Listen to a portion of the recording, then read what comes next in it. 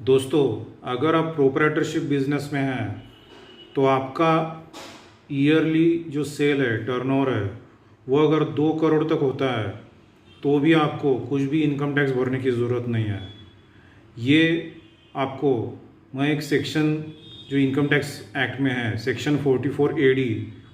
उसके आधार पे कह रहा हूँ। इस सेक्शन में कहा गया है कि अगर आप प्रिजम्पटिव इनकम स्कीम चूज़ करते हैं और आपका जो भी सेल्स और जो भी पेमेंट, जो भी खर्चे है वो आप बाय बैंक करते हैं,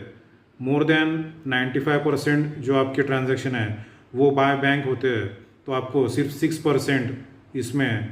प्रॉफिट दिखाना है।